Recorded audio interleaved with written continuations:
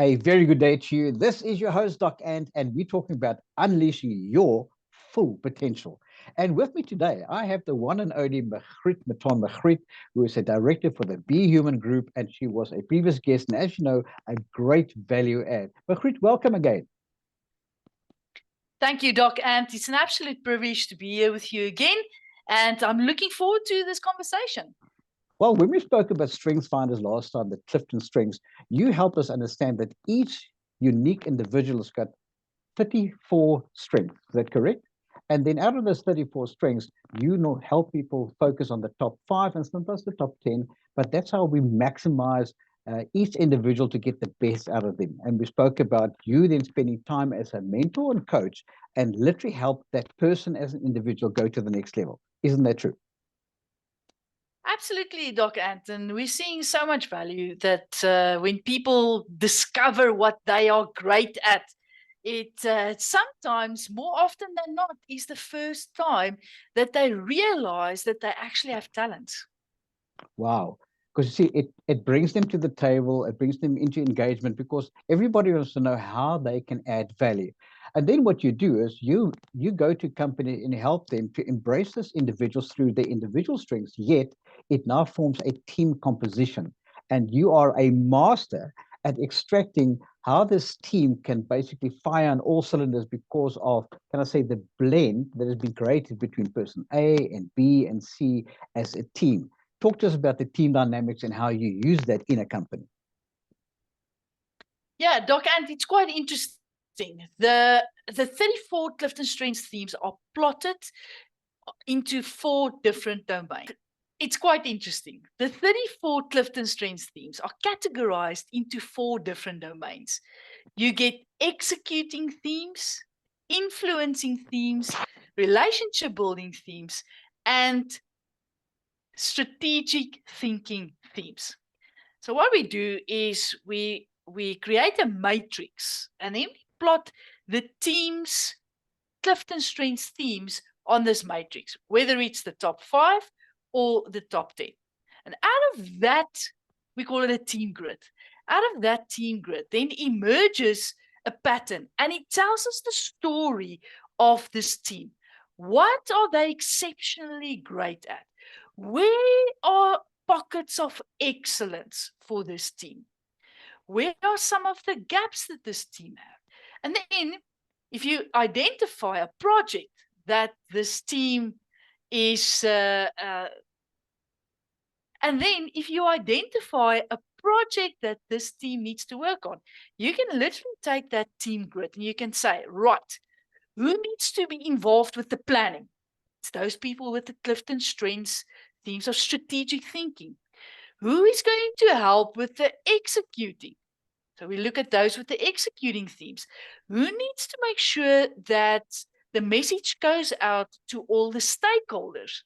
We then bring in the people with the influencing themes and then the relationship building themes.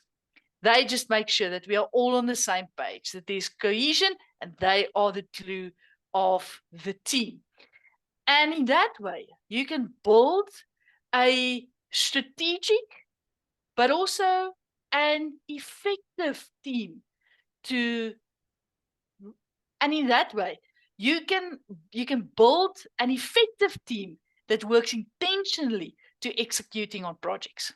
So are you also saying to me that now, let's say normally I'm the team leader, but we now actually approach a task as a team, and it's not only myself, but also my 5 colleagues around me. It may be possible, looking at the kind of project that we have to do, that the strength might indicate that I should not be leading this project, but rather somebody else in the team. Is that true? So, Doc, and the Clifton Strengths will show you how you will lead, not if you need to be a leader on this project or not. Okay. I think it also depends on your experience, your leadership abilities, if the team will accept your leadership at that time for that specific project. But it definitely shows you how you will lead. Fantastic. Okay, and obviously with you come across the mentoring, because I remember that you spent time with me as a coach and said, this is how you would actually use yourself to the full benefit of the company.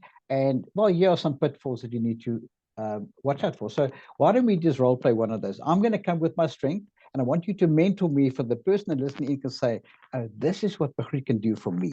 Okay, so I'm going to lead the project. My first strength is strategic. What is good about that?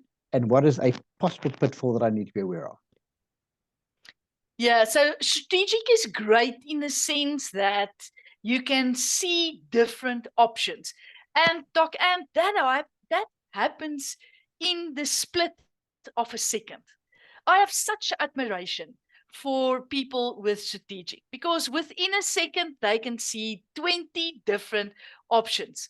And then with a gut feel, they can say, right, that is the best option. Let's go for that option. So that is how strategic helps you. Okay. Strategic, however, can hinder you in the sense that you always want to try something new. Oh my gosh. Okay, now this is therapy. I'll be honest with you, it's a fact of life because you keep on seeing new ways. Yeah, you're right. Wow. Exactly.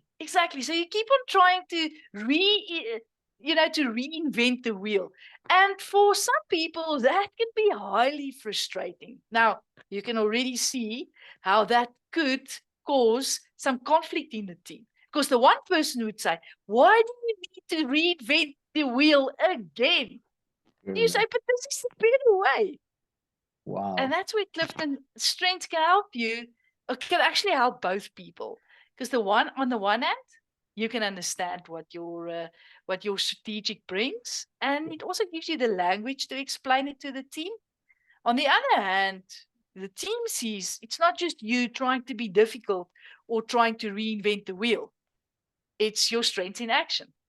So they literally, so what you're saying, if you're mentoring a group, you can mentor me and my group, and you see that, and you hear the words, why we're reinventing the wheel here, that's where you will come in as part of conflict resolution, of course, because you already can see if I don't deal with it, it's going to become a problem. So you would then explain, hey guys, this is actually naturally who the dude is. However, for you as a team, it can be very frustrating, and say, right, now let's get rid of the conflict, and then how are we going to navigate this going forward? Exactly right. Fantastic. All right, so now my next one is activator. What does that now do to this team? Less talk, more doing. When can we start? So that is a theme that helps the team to get going, to start. When there's paralysis analysis, just thinking, looking at risks, but overthinking it, the activator will say, all right, we've got enough information, let's go. And that is where the contribution of activator lies. Now let's say I'm leading that team, and I'm actually not happy that the one person doesn't want to come to the party and start doing something. I say, let's just start. We'll find our way as we're going. For that person is very meticulous. They don't like making mistakes, so they'd rather not engage. Now, I actually read into that the person's not interested in their job. It's not true. They just don't want to make a mistake. So how would you then get the two of us to talk to each other? Yeah, so that's a great example of a strengths-based conversation, a strengths-based partnership conversation.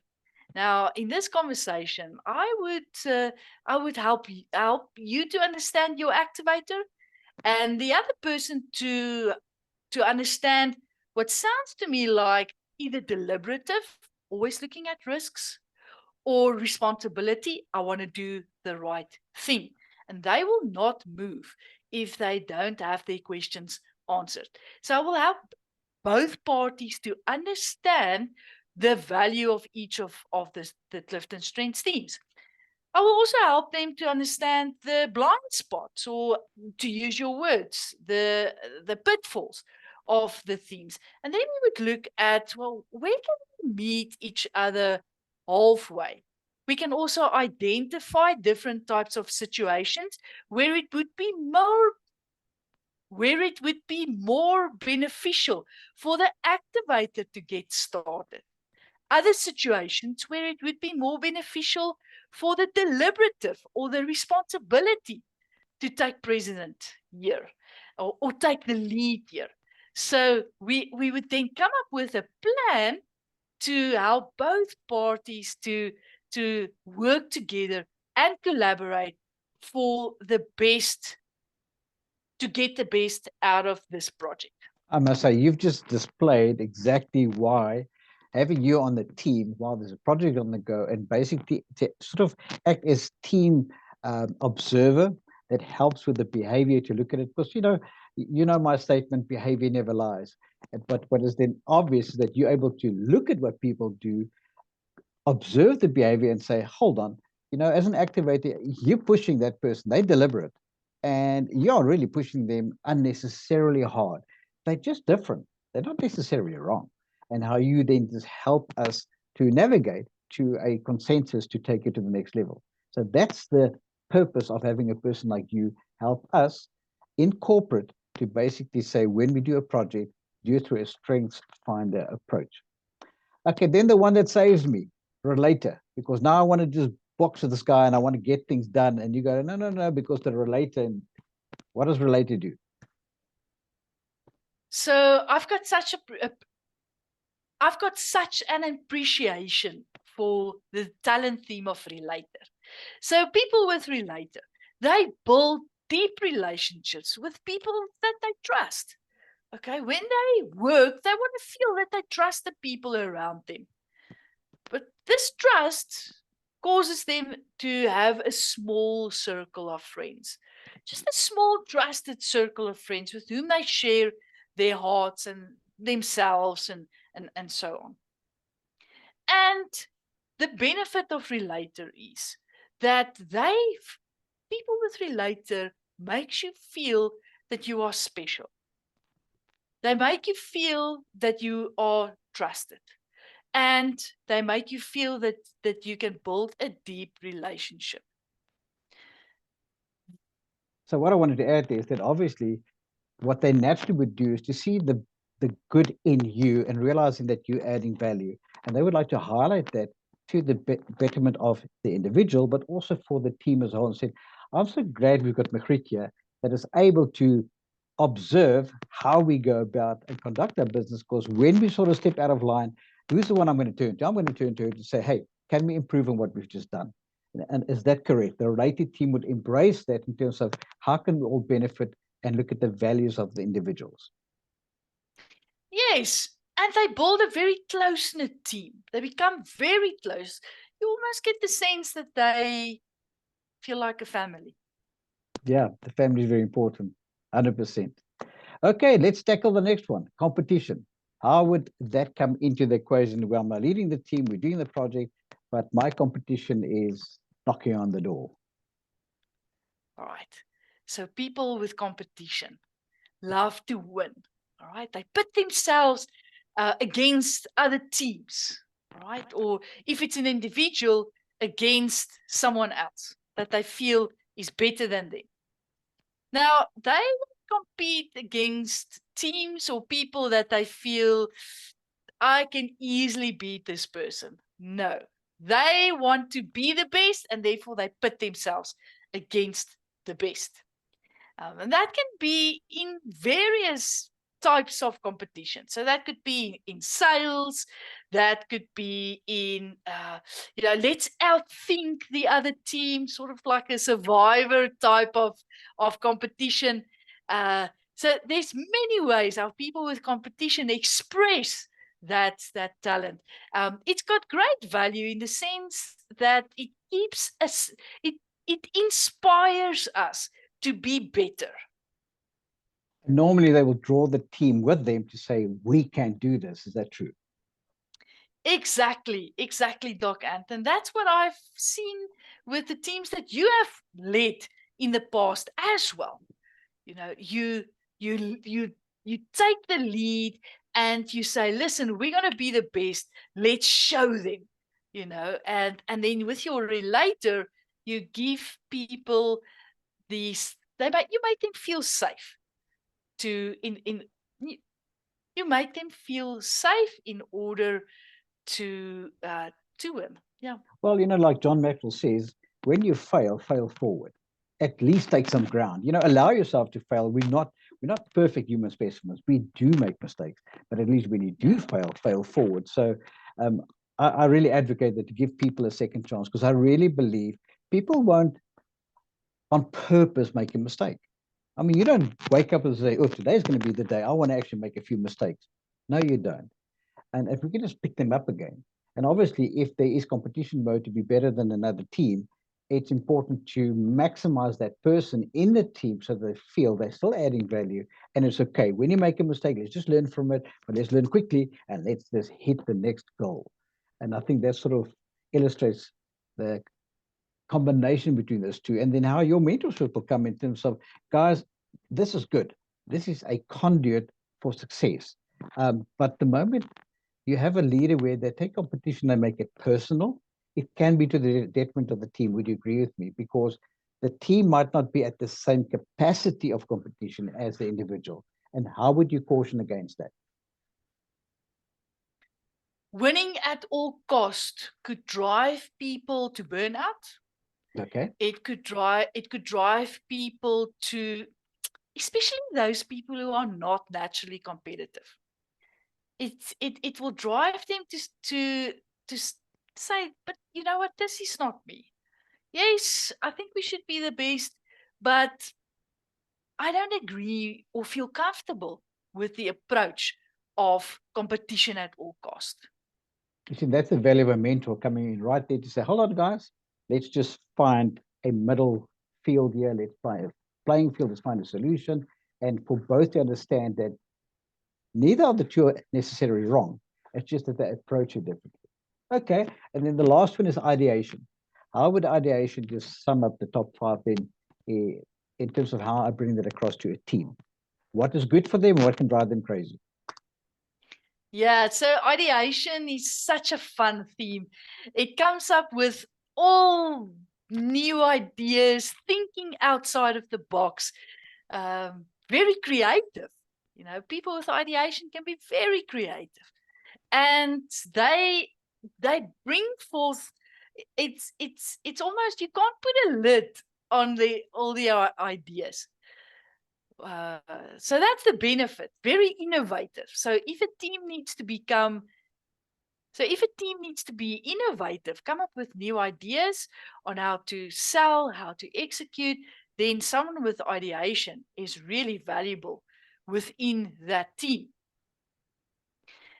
My colleague, my business partner, he's got the ideation. Okay. I love his new ideas. The only thing is that he comes up with so many ideas, and then I have to execute it. And that's where I draw the line. But it shows you again that it's a partnership issue, and that is the beauty of knowing each other's strengths.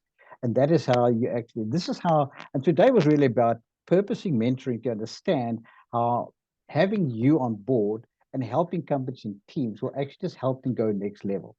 Now, I know that you have got training coming up. What is your next training, and what is the purpose of the training? Who is it for, and who would you like to join? Doc, and this Gallup Global Strengths Coaching Certification is for people who says, listen, I want to help others discover their potential. I want to help others build and intentionally use their talents to become the best that they can be, to really level up in their lives. I want to help teams to work better together. And I want to help organizations to become strengths-based organizations so that the people become engaged and can do what they do best every single day, because that is where true engagement lies. Fantastic. So It when is the next one? I'm dying to know, because I want to put some people on this thing. When does it start? What is the date? It starts on the 10th of February 2025. It's virtual for people who live in Africa. Okay. So who's your ideal person? Are you looking for top-notch leaders? Are you talking C-class? Are you talking any leader? Are you talking any individual? Who's the target market? Who's the avatar you're looking for? So So it's people who are close to retirement, who feels that they do not, that they want to, who feels that they want to transition, not retire. Okay. So that's the first type of person that wants to certify. The second type of person is a leader who wants to empower his or her team to bring out the best in that team. In other words, we want to lead a high-performing team. So that's the second type of person. The third type of person is someone who says, you know what, I have a passion to coach people. I have a passion to make a difference in other people's lives, to help them to discover who they truly are. That's the third type of person. Well, there you have it. That's on the 10th of February, 2025, and it's online, it's virtual, and anybody is welcome to basically sign up. So where would they send their email to if they want to sign up for it? What's the email address? They can send an email to info@bhgroup.africa.